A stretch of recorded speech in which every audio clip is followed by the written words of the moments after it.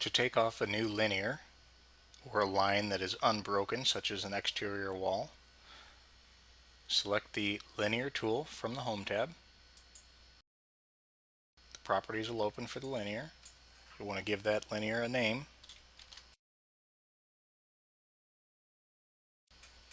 Select a color and input a folder if you want to save your data to a folder.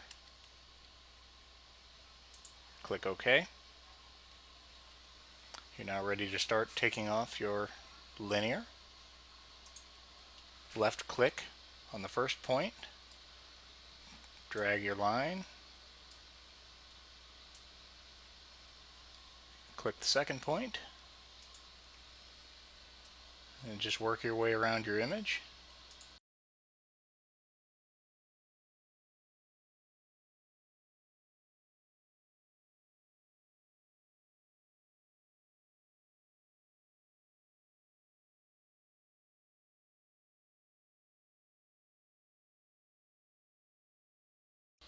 And I hit C to close the linear, and that's all there is to it.